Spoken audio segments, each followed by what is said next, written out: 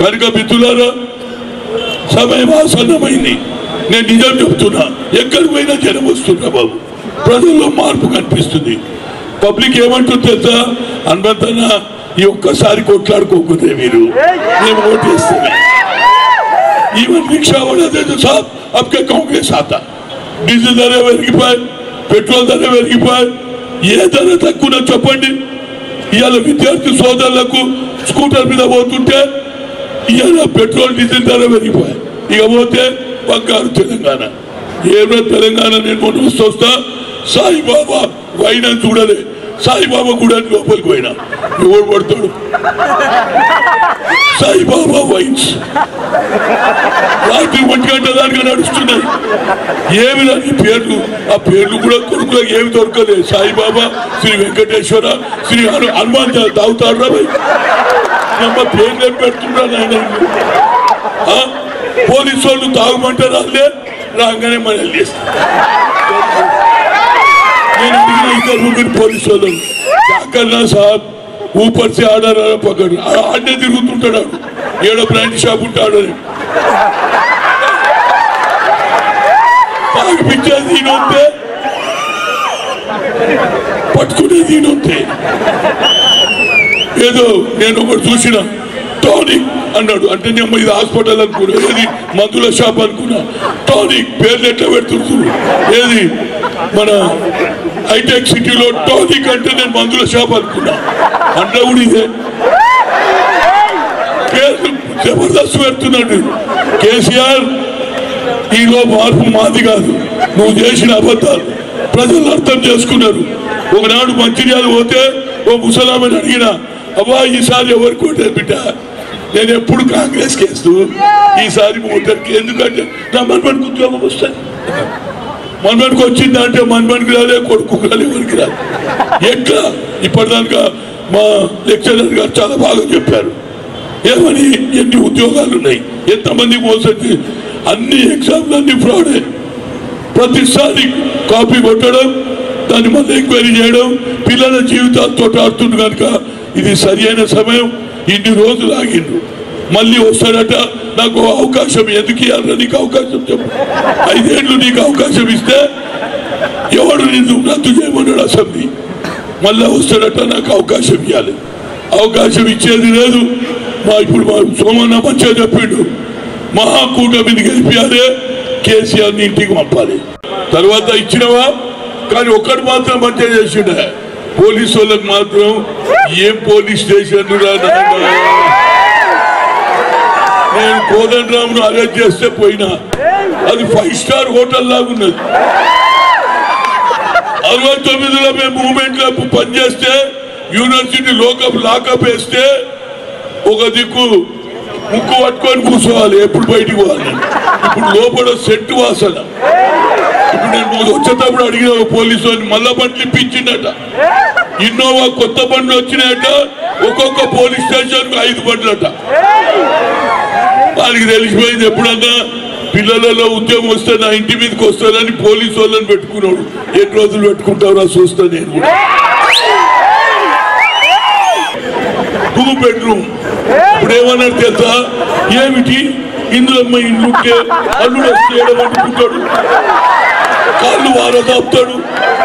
ఇవన్నీ చెప్తే మా ఆడవాళ్ళు కూడా, అబ్బా ఏం కేసీఆర్ గారు అల్లుడి గురించి కూడా ఆలోచన చేస్తున్నాడు, ఇక నా బిడ్డ సుఖంగా ఉంటది అని ఇప్పుడు 2 బెడ్రూమ్ ఆపినాంగా మేము. ఎప్పుడన్నా నువ్వు 10 చోట్ల గడ్డపాల పెట్టి అవుతుంటే మేము ఆపినామా చెప్పు, ఎక్కడ ఆపినాం? ఇప్పుడు ఏమైంది, సమగ్ర కుటుంబ సర్వే తర్వాత బీసీలు 54% ఉంటే ఇంకొక ఆలోచన వచ్చింది, అరే ఇలా ఓటు తీసుకోవాలంటే గొర్రెలు ఇవ్వాలి, బర్రెలు ఇవ్వాలి.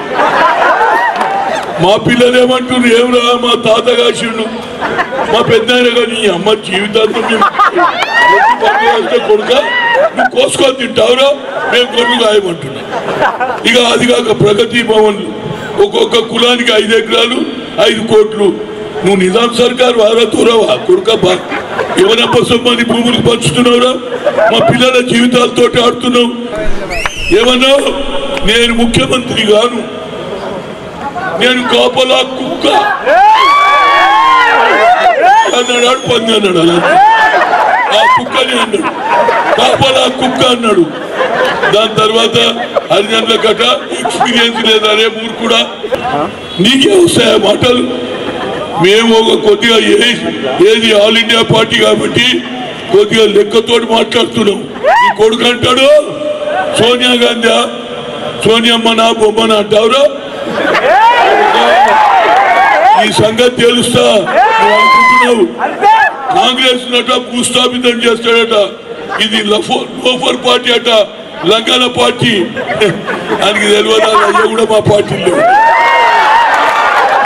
నేను యూత్ కాంగ్రెస్ ప్రెసిడెంట్ నా ఎంబడి వైస్ ప్రెసిడెంట్ నీ అయ్యా లంగా అయితే నువ్వు కూడా లంగవే కదా ఏం మాట్లాడండి వాడు ఏం చదివిండో నాకైతే తెలియదు గుంటూరులో చదివిండంట కాన్వెంట్ లో నాలుగొట్టదాకా మంచిగానే చదివిండు ఆ తర్వాత దొబ్బరి గుడిసెలలో తిరిగిండ గుంటూరులో ఉంటాయి కదా కలిగిన పడి తిరిగి ఆ భాష నేర్చుకున్నాడు ఏమిటి నీ ఆలోచన ఇక ఆఖరికి మా కాగితం ఉన్నది మా అక్క ఆడింది బతుకమ్మ మా పెద్దమ్మ ఆడింది బతుకమ్మ ఇక ఆమె బతుకమ్మ బతుకమ్మ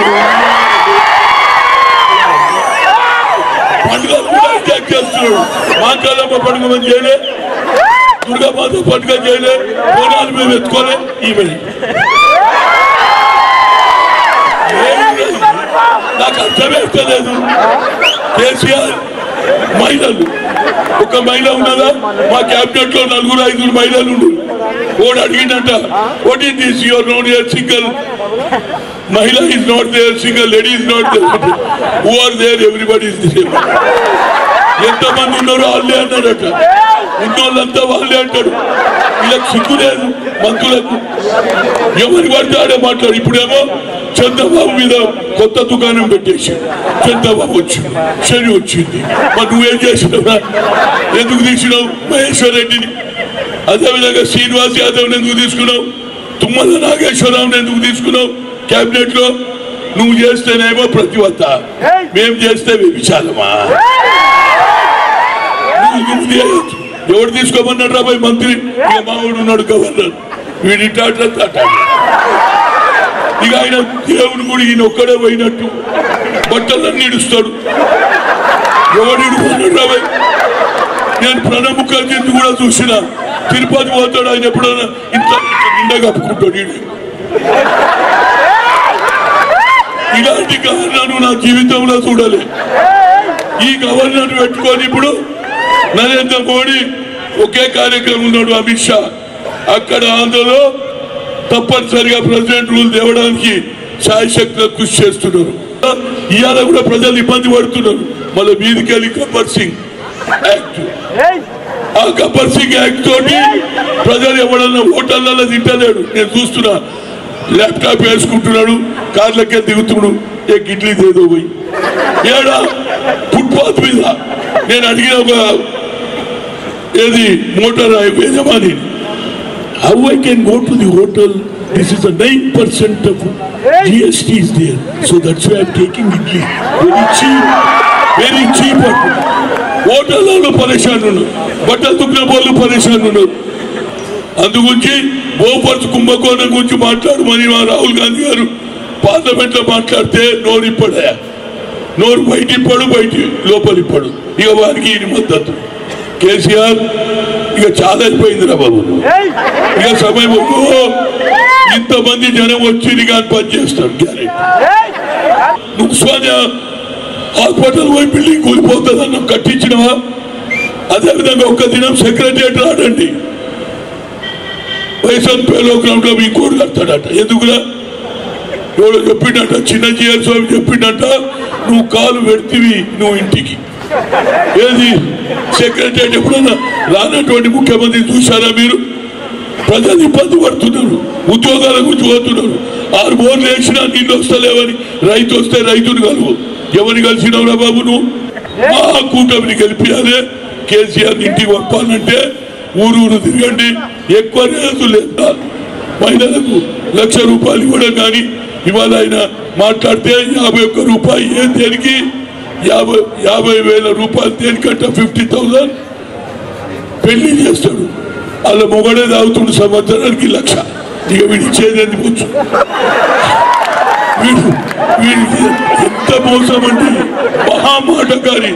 ఆ నాయబడి పనిచేసినప్పుడు నాకు నేను అడిగిన ఉన్నాడు, ఎవరో కేసీఆర్ తెలంగాణ వస్తుందని నువ్వు ఎట్లా చెప్పినావు నెల రోజులు అంటే, అదే అన్న నువ్వు చాలా అమాయకుడు అన్నారు. ఏమో నేను అడుగుతా అమాయకుడు అన్నా, నీకు తెలియదు జనానికి ఏదో ఎక్కిస్తుంటేనే నా ఎంబడి ఉంటాడు.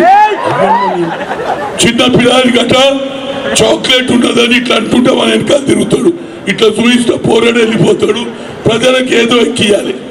అందుగురించి ఇప్పుడు ఏమంటున్నాడు కనుక నేను ఎక్కువ మాట్లాడకుండా మరి మిత్రులందరూ దయచేసి ఆలోచన చేయండి. ఈసారి సమయం మీకంటే ఆలోచన చేసాడు భవిష్యత్తు మీది. మాది ఆల్రెడీ నేను 70కి వచ్చిన, అయినా మీతో బరాబర్ ఉడకగలుగుతాను. అందరూ 10 పాలు తాగితే నేను 50 పాలు తాగిన, 5 ఏళ్ళు జీగిన. అందుగురించి మీ వెనకాల నేను ఉంటాను. మీకు సరి అయిన న్యాయం జరిగే వరకు పోరాడదాం. రాహుల్ గాంధీని ప్రధానమంత్రి చేసే వరకు ఉందాం. ముఖ్యమంత్రి అనేది ఎలక్షన్ తర్వాత రాహుల్ గాంధీ గారిని నిర్ణయిస్తారు. అదేవిధంగా ఇవాళ మంచి సూచనలు చంద్రబాబు కూడా మన వెనకాల ఉన్నాడు. ఓ మహాకూటమి తయారైతుంది.